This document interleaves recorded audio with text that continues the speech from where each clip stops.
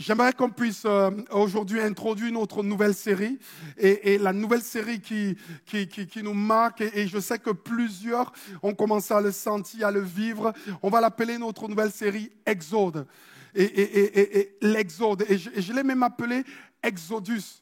Je l'ai même appelé Exodus. C'est une nouvelle série que nous allons partager ensemble avec les frères et sœurs. C'est vraiment incroyable. Merci Seigneur pour cela.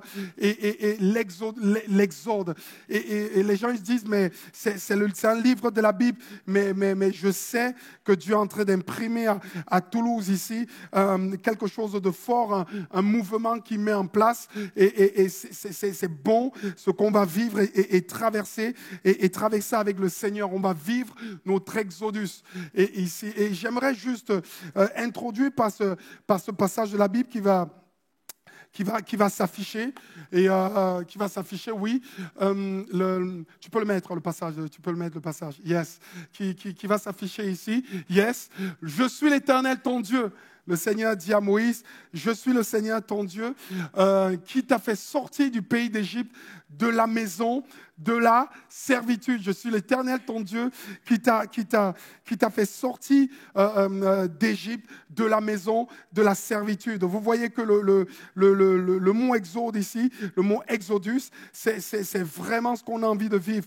Le Seigneur qui vient nous prendre et qui nous sort de la maison de la servitude et qui nous sort le mot exode, c'est vraiment le mot sortir.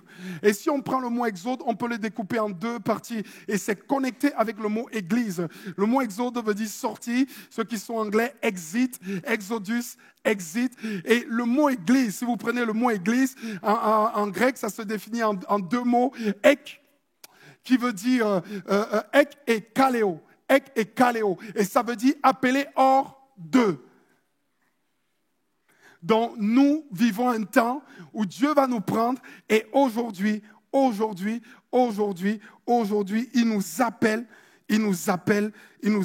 hors d'eux.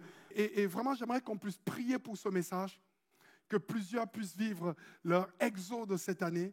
Et Seigneur mon Dieu, merci pour cela. On ferme nos yeux ensemble, on prie. Seigneur, nous te bénissons, te rendons grâce parce que tu es vraiment extraordinaire. Merci d'agir, Seigneur, de te manifester dans notre cœur, dans notre vie. Agis puissamment, Seigneur mon Dieu, que ton nom soit glorifié. Au nom de Jésus, amen. Hey, pour moi l'exode, c'est quelque chose de fort. Je me rappelle, l'exode représente tous ceux qui ici, qui sentent que dans leur vie, il y a quelque chose que Dieu veut faire, qui sentent que dans leur vie, ils ne sont pas à la place qu'ils devraient occuper. Ils ont l'impression qu'il y a quelque chose, un destin quelque chose de grand qui les attend. Ils sentent que ceux qui vivent, Dieu les rappelle à quelque chose d'autre. Ils sentent que le Seigneur a envie de les bénir, de les aider, de les soutenir. Ils sentent que Dieu a besoin de les amener à un autre step de leur vie. Alors ils disent, hey, Seigneur, j'ai besoin de quelque chose d'autre. Ce matin, le personnage qui m'a vraiment marqué et qui m'a touché, qui m'a percuté, c'est le personnage de Moïse. Moïse m'a impressionné, il m'a touché. Et je dis, Moïse a vécu son exode. Avant que le peuple d'Israël, qui était esclave en Égypte, vive son exode, Moïse lui-même seul a vécu un exode. Yes, amen. L'église, c'est le lieu parfait pour vivre son exode. J'ai été comme ça dans ma vie. Le Seigneur m'a touché, je me suis converti. Et très vite, j'ai remarqué que Dieu m'appelait à quelque chose. Je ne savais pas quoi, je ne savais pas comment, je ne savais pas comment faire, je ne savais pas comment me situer. Et je sentais que Dieu m'appelait à quelque chose. Et je disais, Seigneur, il y a quelque chose qui m'appelle, mais je ne ressentais pas comment. Je voyais un peu les talents, les dons que j'avais, ce que Dieu est capable de faire. Mais je sentais qu'il m'appelait à autre chose, qu'il me disait, allez, suis-moi. Je sens que ceux qui nous ont rejoints à l'église de la rencontre ou ceux qui sont en train de se convertir, vous sentez dans votre cœur que Dieu vous appelle à vivre quelque chose de grand dans votre maison, dans votre famille, autour de vous, dans votre entourage. Je prie le Seigneur que cette année, vous puissiez vivre votre exodus. Dis à ton voisin, je prie que cette année, tu puisses vivre ton exodus. Que cette année, tu puisses vivre quelque chose de fort. Dis-le à ton voisin, je prie le Seigneur que cette année, tu rentres dans ton exodus. J'aimerais qu'on lise ce passage. La Bible dit, vous êtes une race élue, une communauté de prêtres du roi, la nation sainte. Vous êtes le peuple que Dieu a choisi pour annoncer les grandes choses qu'il a faites. Il vous a appelé de sortir de la nuit pour vous conduire dans son admirable lumière. Qu'est-ce qu'il vous a appelé? À sortir de la nuit. Il vous a appelé à sortir de la nuit. Que représente la nuit? La nuit pour le peuple d'Israël, ça peut représenter l'Égypte. La nuit, ça peut représenter les choses que tu ne vois pas encore, qui sont là dans ta vie, qui t'appellent. Mais comme c'est de nuit, il y a comme un brouillard. Dieu t'appelle à sortir de la nuit. La nuit peut être la vie que tu mènes qui ne te satisfait pas. Même, il y a des gens, même que quand ils vivent dans le péché, ils ne sont pas heureux de ce qu'ils font. Ils savent qu'il y a un destin. En l'homme, il y a quelque chose de Dieu qui est planté, où Dieu l'appelle. Il sait qu'il y a quelque chose à accomplir sur la terre. Jésus est venu afin de nous prendre, de nous appeler à sortir. Vous vous rappelez du verbe exode? Ça voulait dire sortir. Et vous vous rappelez ce que signifiait l'Église? L'Église, ça voulait dire appeler hors d'eux. Alors cette année, Dieu nous a choisis à être une communauté de prêtres, c'est-à-dire des gens collés à lui, qui vivent avec lui et qui conduisent les autres vers lui. Et il nous a appelés à sortir de la nuit. Et nous allons rentrer et il va nous conduire vers une lumière, vers sa lumière magnifique. Dis Seigneur, hey, sortis de la nuit et conduis dans ta lumière magnifique. Seigneur, fais-le pour ma vie. Fais-le pour ma vie. As-tu entendu sa voix qui t'appelle à vivre ton exodus? As-tu entendu la voix qui t'appelle à vivre ton exodus? Est-ce que tu as entendu cette voix qui t'appelle à vivre ton exodus? La Bible dit, et là je reviens à Moïse, c'est pas à la fois comme Moïse, à sa naissance, fut caché pendant 3 mois par ses parents, parce qu'ils virent que l'enfant était beau et qu'ils ne craignaient pas l'ordre du roi qui devait massacrer tous les enfants.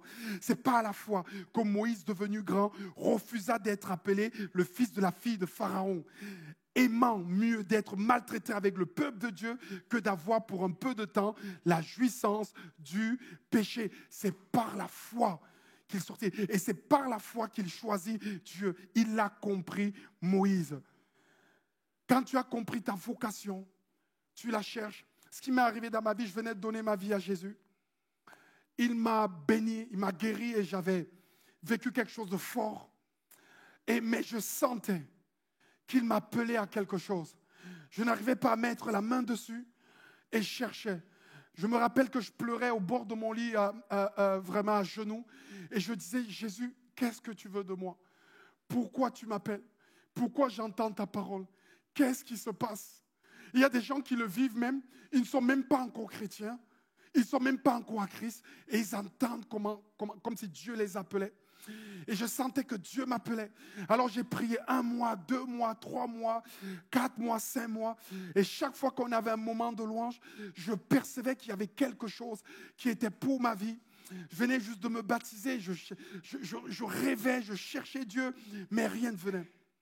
Un après-midi, après d'être rentré de l'école, je rentre dans ma chambre, j'étais adolescent, et je ferme la porte, je veux faire la sieste. En France, ils ont un problème, ils ne font pas la sieste. Je ne comprends pas, ils sont toujours troublés en train de courir à gauche. J'aime la sieste. Je milite pour la sieste. Faites la sieste. Ceux qui font la sieste sont comme Pierre. Ils voient la nappe qui descend, ils sont même pris en extase. Faites la sieste. Parfois, vous êtes fatigué. Reposez-vous 5 minutes. Si ça dure 2 heures, ce n'est plus une sieste. C'est un coma. Là, on n'est plus dans le domaine de la sieste. Vous êtes partis. Mais a small nap, comme ils disent en anglais, une petite sieste, je faisais la sieste. Et dans ma chambre, je sens la présence de Dieu rentrer. Je ne sais pas pour vous le dire parce que c'est une expérience unique. Moi, je crois qu'à l'église de la rencontre, on a des gens qui vont vivre l'expérience de Dieu, qui vont vivre de manière particulière l'expérience de Dieu. Dieu est vivant et il agit aujourd'hui. Je sais. Et là, quand je rentre, je sens la présence de Dieu. J'avais un peu peur parce que je suis humain quand même. C'était un peu bizarre. Et j'étais là, je ne bougeais pas. Mais je sentais que tu étais dans la place. J'avais envie d'ouvrir mon œil pour voir ce qui se passait. Mais en même temps, je le fais. Mais Dieu était là. Et mes yeux sont comme ouverts. Je commençais à avoir des visions. Et Dieu me montrait qu'il allait se servir de moi dans plein de pays du monde. Que j'allais. Voilà, c'était une expérience qui a duré. Pour moi, ça a duré une éternité. Alors qu'à mon avis, si je calcule, même pas 30 secondes. Quoi. Mais c'était tellement long. Mais c'était tellement bon. Et s'il y a des gens qui viennent à l'église à rencontre, ne viennent pas ici trouver seulement une église. Ne viens pas ici seulement trouver un lieu où il y a des gens qui chantent Dieu. Ne viens pas ici seulement trouver un temps qui va te faire du bien. Ne viens pas ici simplement pour que tu sois un peu mieux dans ta vie. Ne viens pas ici simplement qu'on te donne quelques conseils. Viens ici pour trouver ta destinée. Alléluia. Viens ici pour trouver ta destinée. Viens ici pour trouver le Dieu qui t'appelle. Viens ici pour trouver où Dieu veut te conduire. Alors j'ai senti que Dieu m'appelait. À quoi? Comment? Où? J'ai commencé à dire à Dieu immédiatement, j'habite un ghetto, Seigneur. Comment les trucs, le monde entier, peut-être je vais voir à la télé. C'est comment, qu'est-ce qui va se passer? Seigneur, je vais finir comme l'équipe de Marseille qui voit la Ligue des Champions à la télé parce qu'ils ne participent pas. Bon, désolé. Désolé. C'est Paul qui disait, je cours vers le but pour remporter le prix de la vocation céleste de Dieu en Jésus-Christ. Paul disait, je cours vers le but. J'ai laissé le mot vocation. Je suis pas allé prendre une traduction parce que ce mot a un sens pour ma vie. Ce mot a quelque chose. Je cours vers le but pour remporter le prix de la vocation. C'est parce qu'il sait qu'il y a une vocation. C'est quoi la vocation? Je vous donne la définition juste du dictionnaire. La vocation, c'est un mouvement intérieur par lequel on se sent être appelé par Dieu. J'ai envie qu'à l'église, la rencontre, il y ait des gens qui sentent ce mouvement de l'intérieur. Si le dictionnaire le définit comme ça, qui crée le mouvement et l'air, c'est le Saint-Esprit. Je prie qu'à l'église la rencontre, il y ait plusieurs personnes cette année qui commencent à sentir comme le mouvement de l'intérieur, le mouvement de l'esprit, un mouvement intérieur. Je prie que le Seigneur, ce mouvement commence, que ça avance, que ça vous tourne, que ça vous chagrine, que ça vous pousse à le chercher, que vous sentez c'est comme une voix. Parfois je ne percevais pas, je dis Seigneur, tu es où? J'ai commencé par le commencement à servir Dieu, à tâtonner, à ne pas savoir où aller. C'était fort, mais il y avait comme un mouvement par lequel on se sent appelé par Dieu. À un moment donné, j'ai même fui l'église en me disant, oh, je m'en vais. Mais là où j'étais, ça allait me chercher parce que le mouvement, quand il a commencé, il ne s'arrête plus. Quand il a commencé, va te cacher où tu veux. Il y a des gens parmi nous, depuis qu'ils sont petits, il s'est créé dans leur cœur et dans leur vie un mouvement de Dieu. Ça fait combien d'années que tu t'es caché? Mais est-ce que tu n'es pas là aujourd'hui? Pourquoi tu es là? Parce que le mouvement a commencé, il ne peut pas s'arrêter. Dieu a commencé, c'est la vocation. La vocation, c'est, on ne peut pas faire autre chose que cela. On peut te torturer, mais tu ne peux pas faire autre chose que ce pourquoi tu as été appelé. Tu le sens et tu le vois. Oh, que Dieu nous bénisse en ce moment. Dans la vocation, Moïse, la Bible dit, il a regardé la honte de Christ, l'opprobre de Christ comme une richesse plus grande que les trésors d'Égypte. Pourquoi? Parce que la vocation amène une vision qui te permet de voir grand ce que Dieu prépare pour toi. Il y avait comme une richesse dans la vocation. Tu trouves le purpose de ta vie, le but de ta vie. Il y a comme une richesse. Tu le sens arriver, tu le vois. Et toutes choses pâlissent à la lumière de ta vocation. Toute chose pâlit à la lumière de l'appel de Dieu pour toi. On te montre même les richesses d'Égypte. On te montre même les belles voitures, les gens, un poste à occuper, des choses à faire. Mais tu commences à les voir tellement petites et rien du tout. Pourquoi? Parce qu'il y a la force de l'appel de Dieu et de la vocation. Tu vas vivre ton exodus. Tu as l'église la rencontre. Car il avait les yeux fixés sur la rémunération. Ce n'est pas la foi qui quitta l'Égypte sans être effrayé de la colère du roi, car il se montra ferme comme voyant ce qui est invisible. Il se montra ferme. Je ne voyais pas tout, mais j'avais l'impression de percevoir ce qui n'est pas encore arrivé. Je sentais ce mouvement d'appel de Dieu, cet exodus qui se créait. Oh, Seigneur, bénis ce matin ton peuple. Alléluia. Que vraiment on puisse vraiment rentrer, Seigneur, dans notre exodus. Pour vivre son exodus, il est impossible. Si je refuse de sortir d'Égypte, tu passes à côté de ton exodus. Si tu refuses de sortir d'Égypte, Moïse est sorti d'Égypte. Si tu refuses de sortir d'Égypte, tu passes à côté de son exodus. Je parle à tout le monde. Ils savent qu'ils doivent basculer à une autre vie. Ceux qui nous regardent, ceux qui sont là, ceux qui nous voient, ils sentent qu'il y a quelque chose d'autre qui vient dans leur vie. Tu dois passer à autre chose. Sors d'Égypte.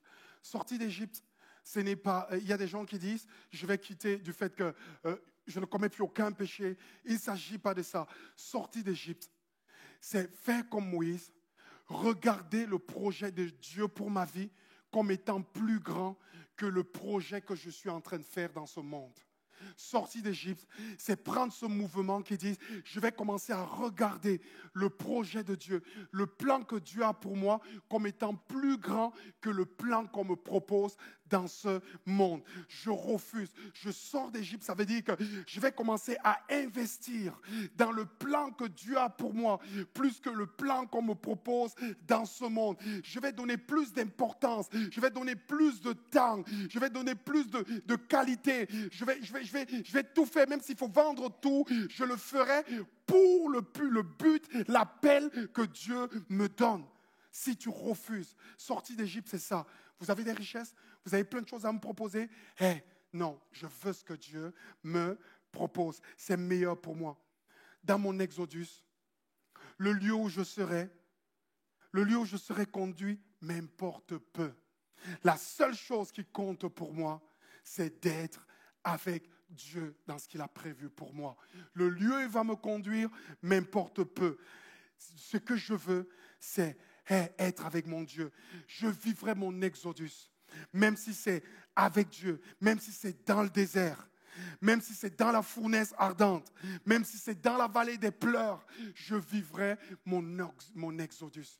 Qu'importe, Seigneur, prends-moi tant que je suis avec toi. La Bible dit, même quand je traverse la vallée de l'ombre de la mort, je ne crains aucun mal, car tu es avec moi. Et je vis mon exodus. Je bouge avec toi. Oh Dieu de gloire, sois béni. J'ai envie de vous dire, vivre son exodus et sortir d'Égypte. Je veux te dire quelque chose. No cross, no exodus. No cross, no exodus. On ne peut pas vivre notre exodus loin de la croix. No cross, sans la croix, pas d'exode. No cross, no exodus. Regarde ce qui arrive à Moïse quand Moïse dit, je veux suivre, j'aime le peuple de Dieu, je vais aller le servir et l'aider. La Bible dit, un jour Moïse, devenu adulte, va trouver ses frères hébreux parce qu'il avait décidé dans sa tête de sortir du système d'Égypte. Avant de quitter l'Égypte physique, Moïse était déjà sorti de l'Égypte spirituelle. Leur mentalité, leur richesse, leur plan, leur élévation, il avait déjà switché et il était passé déjà, il faisait déjà son exode alors que son corps était encore en Égypte. Et là, il dit, il faut que je fasse quelque chose. Un jour, Moïse, devenu adulte, va trouver ses frères hébreux. Il voit les durs travaux qu'on leur impose. Il aperçoit un Égyptien en train de frapper un de ses frères hébreux. Moïse regarda autour de lui et il ne voit personne. Alors, il tue l'Égyptien et le cache dans le sable. Oh, no cross, No cross. Et là, on voit Moïse. Il a l'appel de Dieu. Il a la vocation. Il commence à vivre son exode. Et là, au bout d'un temps, tout ce qui est à l'intérieur de lui ressort. Parce qu'il a oublié une seule donnée. No cross, no exodus. À l'époque, la croix de Jésus n'existait pas. Mais pourquoi j'ai mis la croix à ce moment-là? C'est parce que Moïse devait comprendre qu'il ne pouvait pas faire vivre son exode par sa propre force. Il ne pouvait pas vivre son exode par sa propre intelligence. Il ne pouvait pas vivre son exode juste par ses propres capacités. Et quand Dieu veut te montrer que tu ne peux pas vivre ton exode par tes propres capacités, il te laisse un peu agir, il laisse faire. Et là, tout ce qui est mauvais en toi se révèle. Ce que tu penses cacher et ton incapacité sort au grand jour. Quand Moïse a tué l'Égyptien, il revient le lendemain et il voit deux frères hébreux se battre. Il vient pour les séparer. L'un dit, et tu vas me tuer comme tu as tué l'Égyptien. De peur que la nouvelle se répande, il fuit dans le désert. No cross, no exodus. Donner ma vie au Seigneur, je commençais à servir Dieu. J'avais décidé que le monde était passé, que j'avais terminé avec la vie d'avant. J'étais en Jésus, je planifiais, je faisais des choses, bam. Mais sauf qu'à l'intérieur de moi, restait toujours le gars qui aimait la fête, qui aimait aller en boîte de nuit, qui aimait... Bam. Et j'avais dit, Seigneur, c'est fini, c'est terminé, je suis passé de là.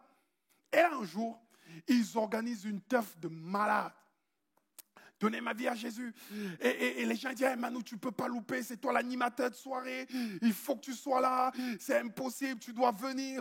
Et moi, mon rythme, c'était réunion de prière, maison, réunion de prière, maison. Et là, il me dit, tu ne peux pas louper cette fête, il y aura un tel.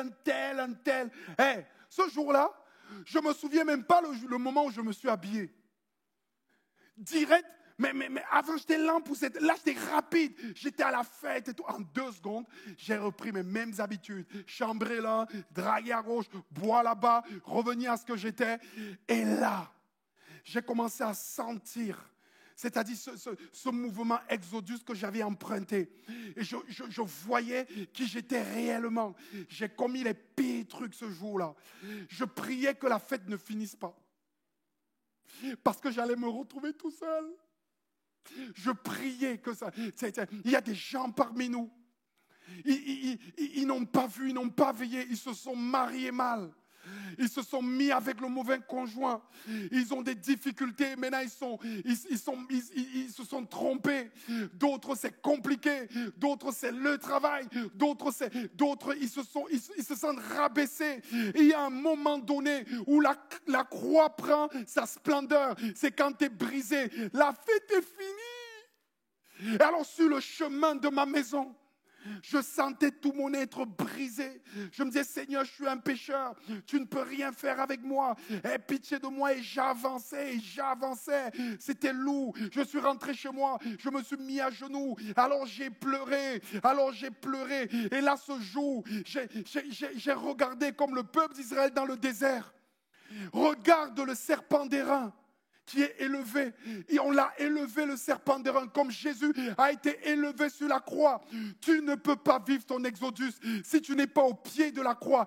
Quand tu es au pied de la croix, ce que tu regardes, c'est la croix dressée au-dessus. Jésus prend sa splendeur. Il est au-dessus, pendu pour toi. Et tu comprends comment il te pardonne. Tu comprends sa mort, sa résurrection. Tu comprends que tu ne peux rien faire sans sa force. No cross. No cross, no exodus.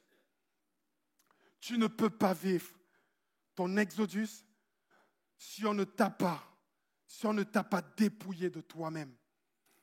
Si tu es encore capable de faire avec ta force, tu n'es pas prêt. Tu n'es pas prêt. J'ai appris, j'ai laissé mon cœur ouvert au Seigneur et j'ai continué ce mouvement. Hey, même si j'ai envie de dire à Jésus, je vivrai mon exodus, même si j'ai vécu un chaos dans ma vie. Hey, tu es la bonne personne si tu as vécu un chaos dans ta vie. Si tu as vécu un effondrement parfois, de ton foyer, de ta vie, de tes enfants, de ton boulot, de ton travail, une maladie terrible, tu es le bon candidat pour vivre ton exodus. C'est parfois des personnes qui sont touchées, blessées, que Dieu utilise pour sa gloire. Il prend des choses viles, des choses faibles. Waouh! Waouh!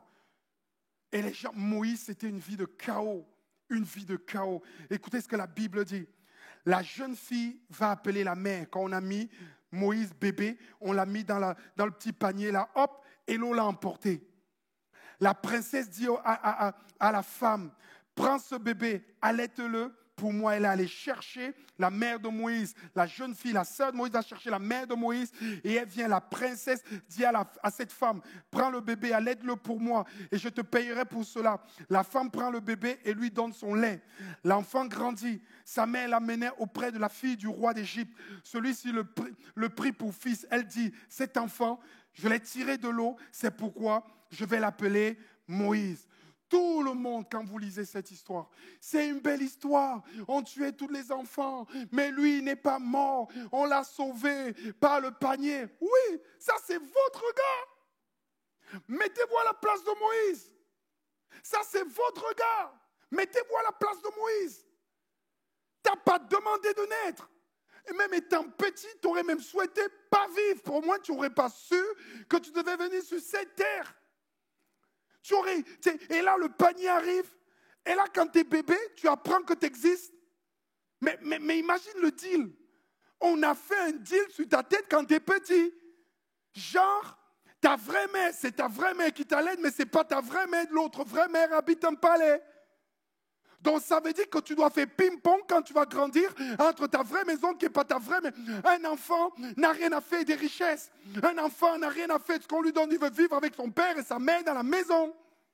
Mais là, Moïse, on vient de lui dire, hey, maintenant tu es assez grand, retourne chez toi. Il fait, mais maman, c'est pas chez moi. On dit, hey, mec, retourne chez toi, petit.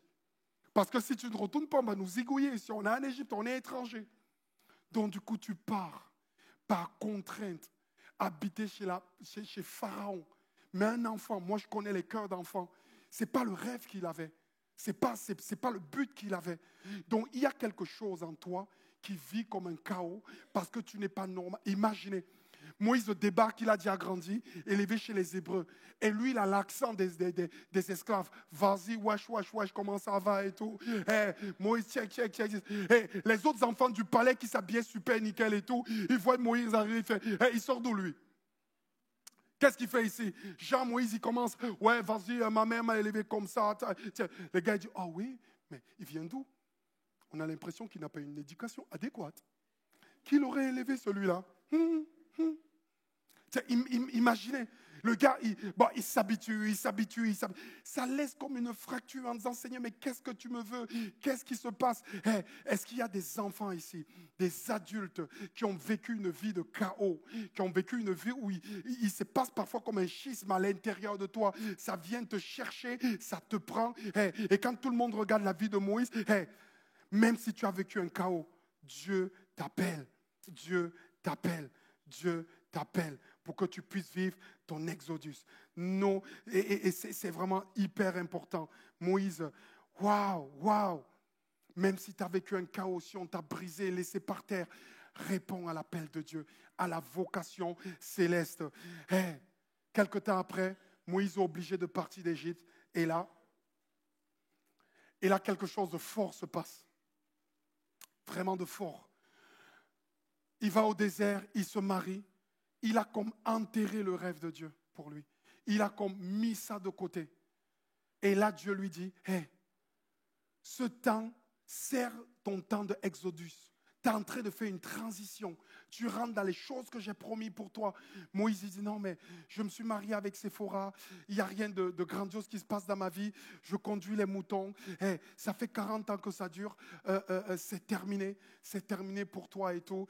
Après ce temps d'appel de Dieu, j'ai dû passer 1 an de maladie où on me donnait 3 mois à vivre. Et après être sorti de ma maladie, j'ai dû réapprendre à vivre. Je vous prendrai le temps de vous expliquer, ça va être très long. J'ai dû réapprendre à vivre, à sourire, à manger, à être, à reprendre même les études. J'ai dû tripler ma classe de première. Je voyais Les gens parlaient et j'étais comme abandonné en disant, mais Seigneur, c'est fini. Jusqu'un jour où le même Dieu me disait, Manon, tu es en train de vivre ton exodus. Tu es en train de vivre une transition. Il y a beaucoup de personnes qui sont à l'église La Rencontre. Il y a beaucoup de personnes qui sont ici en France, qui naviguent de lieu en lieu, qu'ils cherchent parce qu'ils sentent l'appel de Dieu et ils ont besoin de vivre les exodus.